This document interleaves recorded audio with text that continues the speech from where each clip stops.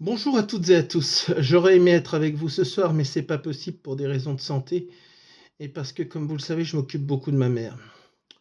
La Bishop m'a demandé de vous retracer mon parcours avec Jésus un petit peu, à UVPC, mais plus globalement avec Jésus. Donc je vais essayer de vous faire ça en quelques minutes et pour que vous compreniez mieux qui je suis et comment j'en suis arrivé là. J'ai été baptisé, baptême catholique, quand j'étais tout petit, un mois après ma naissance, le 20 décembre 73. Exactement. J'ai eu une éducation un petit peu religieuse quand même, puisque j'ai été dans une école privée à l'école primaire, l'école Saint-Michel à Roanne. Et donc, on avait des cours de catéchisme, on avait voilà, un enseignement quand même du christianisme. Je croyais, à cette époque, je croyais en Dieu et je croyais en la religion. Bon, tel qu'un enfant y croit, mais j'y croyais. J'ai été jusqu'à la première communion, que j'ai fait en même temps que mon jeune frère, qui avait 2 ans de moins que moi. J'avais à peu près 11 ans. Mais l'époque de cette première communion a correspondu malheureusement à des gros problèmes de santé pour ma grand-mère maternelle. Ma grand-mère maternelle a été hospitalisée pendant plus d'une année à Lyon, avec des très gros problèmes de circulation du sang, de très nombreuses opérations, et sa vie a été gravement en danger. On a prié tous les jours, j'ai prié tous les jours pour, euh, pour qu'elle survive à cette épreuve. Elle a survécu, mais avec une double amputation d'une jambe. C'est-à-dire que sa jambe droite a été amputée en dessous du genou, et puis ça n'a pas suffi, donc ils ont réamputé au-dessus du genou, et elle a survécu. Alors certes, ma prière avait été exaucée, mais moi je ne voyais pas les choses comme ça, du haut de mes 11 ans, 12 ans. Je voyais une chose, c'est que ma grand-mère avait énormément souffert, allait souffrir encore énormément, et que j'avais prié tous les jours pour rien. C'est à ce moment-là que j'ai perdu la foi. Si on ajoute qu'à ce moment-là, j'ai eu beaucoup de problèmes dans ma famille, une brouille définitive avec mon père biologique, de gros problèmes divers que je ne peux pas expliquer. Donc voilà, tout ça s'est arrêté là un peu pour moi, à l'âge de 11-12 ans, j'ai cessé de croire en Dieu et j'ai tourné la page. Vers l'âge de 40 ans, à peu près, donc on est 21, 31, 41, on est 30 ans plus tard, j'ai commencé à ressentir à nouveau la foi revenir un petit peu. C'est-à-dire, c'est pas revenu d'un coup, mais à nouveau, je me mettais à prier de temps en temps et à croire un peu en Dieu. Ça fait bizarre de dire à croire un peu en Dieu, mais c'était comme ça pour moi au départ.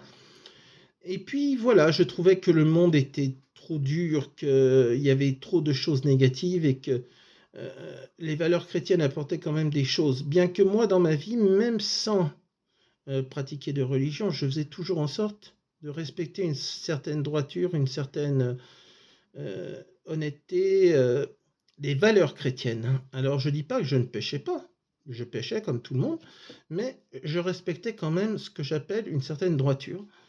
Donc ça, c'était vers l'âge de 40 ans, donc 30 ans après avoir cessé de croire, je commence à croire à nouveau un petit peu. Et là, il faudra attendre à peu près encore 10 ans, c'est-à-dire au total un laps de temps de 40 années entre les deux, pour que je rencontre une jeune femme qui me dit: «Ah ben moi écoute, je vais dans une église, si tu veux je peux t'amener», tout ça. On avait parlé un peu religion, elle me dit: «Je suis chrétienne, et toi?» J'ai dit: «Je suis chrétien aussi, mais non pratiquant». Et elle me dit: «Je peux t'emmener dans une église si tu veux, si tu es d'accord pour venir». J'ai dit: «Pourquoi pas, ça coûte rien d'essayer».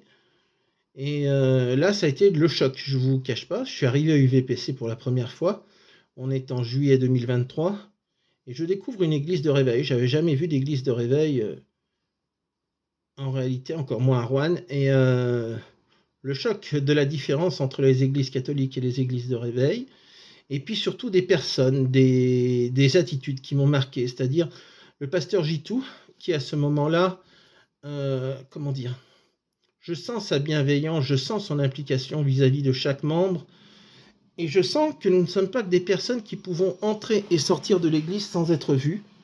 Il y a quelque chose en plus, il y a ce plus qui existe. Ça, c'est vraiment extraordinaire. Et donc, je vais décider de revenir une deuxième semaine.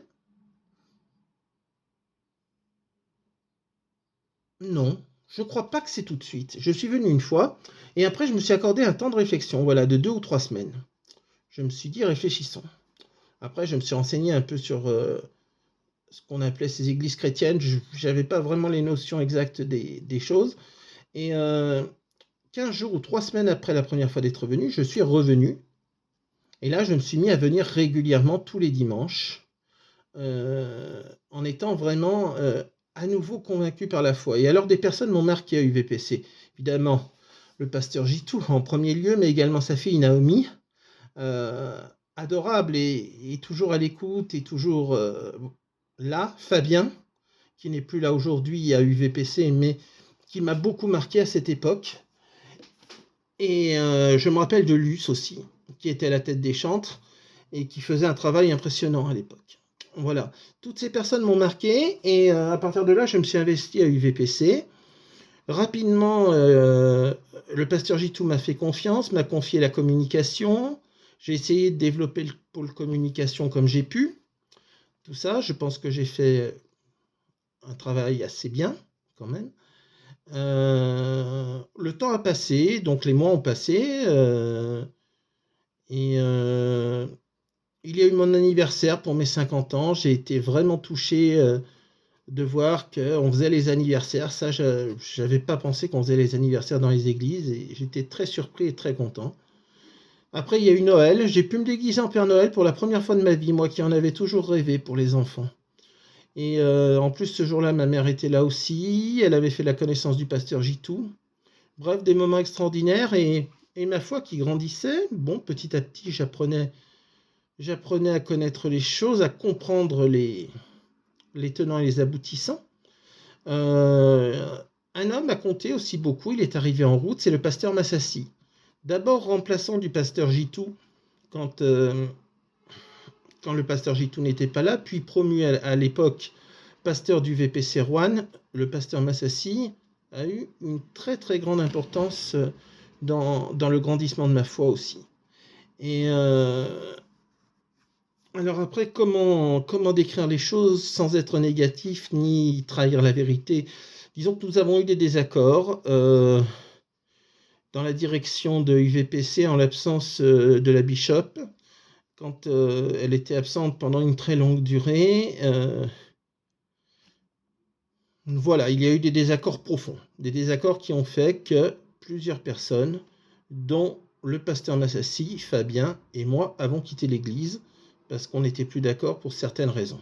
Je ne reviens pas là-dessus parce que c'est du passé, je m'en suis expliqué avec la bishop, elle le sait, je ne reviens pas là-dessus. Donc à partir de ce moment-là, on est en septembre 2024, j'ai passé un an à UVPC mais je n'ai plus d'église. Je trouve refuge à l'église New Life au Parc des Sports. Je suis accueilli par Marien, le pasteur Marien, et les choses se passent bien à New Life, il n'y a pas de souci particulier. Par contre, je ne suis pas du tout investi comme j'ai été investi à UVPC. Je suis simplement un fidèle parmi les fidèles, voilà. Dans le même temps, le pasteur Massassi, qui a repris son chemin pour Paris, monte l'école des disciples du Christ avec mon aide. Il me demande mon aide. On va beaucoup travailler ensemble et je vais l'aider à monter cette école biblique. J'assisterai petit à petit à tous ses enseignements. L'école est chapeautée par le CFM de Toulon, le Christian Fondassi Ministère, par l'apôtre Fondassi. Donc, d'un côté, j'ai l'éducation chrétienne par l'école des disciples du Christ. De l'autre, j'ai l'église locale par New Life. Et ça continuera ainsi pendant un certain temps jusqu'à peu près, on va dire, juin 2025. En juin 2025, je commence à aller beaucoup moins à New Life. Je n'ai rien à leur reprocher en particulier. Simplement, je dirais pas que je m'ennuie, mais presque. J'assiste au culte, mais je ne ressens pas le feu comme avec la bishop. Jésus me paraît de plus en plus loin.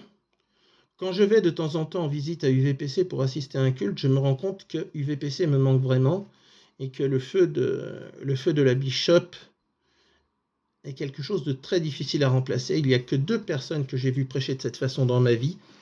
C'est la bishop Jitou et le pasteur Massassi. Donc, pendant quelques mois, je réfléchis. Je vais de temps en temps à New Life, mais pas très régulièrement. Je vais de temps en temps à UVPC, mais pas très régulièrement. Et je réfléchis. Et puis, bon, vers le mois de septembre-octobre, je décide que je veux parler avec la bishop Il se trouve qu'à ce moment-là, elle a un voyage, c'est un peu repoussé, et c'est repoussé à décembre 2025. Et donc, c'est là qu'on met un petit peu tout à plat. Je lui dis, voilà, Bishop, il s'est passé des choses, vous le savez, on n'était pas d'accord, mais UVPC me manque. Votre façon de prier, d'exhorter me manque. Il n'y a que vous qui avez le feu comme ça quand vous priez. Quand vous priez, Jésus est près de moi. Quand c'est quelqu'un d'autre, il est plus loin de moi. Et je crois que ces phrases l'ont touché. Le fait aussi que j'ai pris le temps de réfléchir. Elle m'a dit, je ne vais pas te redonner ton poste tout de suite, mais je vais t'observer. J'ai dit, mais je ne demande rien d'autre. Je ne demande pas à récupérer mon poste, je demande simplement à revenir. Et elle m'a dit, mais il n'y a pas de problème, si ça se passe bien, tu récupéreras ton poste. Et en fait, très rapidement, ça se passe encore mieux que je l'avais pensé. La Bishop me refait confiance, me reconfie la responsabilité de la communication dès le mois de janvier. Et voilà, et peut-être plein d'autres choses à venir, qui sait. En tout cas, je suis très très content d'être revenu. Je suis à ma place à UVPC. Je ne suis pas d'accord à 100% avec tout, mais qui est d'accord avec 100% avec tout? J'essaye quand même de respecter les grandes lignes de l'Église le plus possible. J'essaye de suivre l'exemple de notre bishop. Voilà. Je ne suis pas parfait, je ne prétends pas l'être. Je prétends juste essayer de faire en sorte que l'Église aille dans le bon sens, que les choses avancent comme il faut, parce qu'il y a le nerf de la guerre qui est la finance dans les églises évangéliques, tout le monde le sait. À moins d'avoir quelqu'un de milliardaire à la tête de l'Église, c'est très compliqué. Voilà, il faut donc obtenir des finances, il faut dans le même temps ne pas harceler les fidèles parce que les fidèles sont libres. Tout ça, il faut jongler avec tout ça. Donc j'essaierai de mettre tous ces talents à contribution pour notre bishop et pour UVPC à l'avenir. Mais je suis à ma place, je suis là où je dois être, et j'espère que toutes et tous, vous avez été contents de mon retour. En tout cas, moi, je l'ai ressenti comme ça. Et voilà, l'avenir est à nous, l'avenir est à UVPC. À bientôt.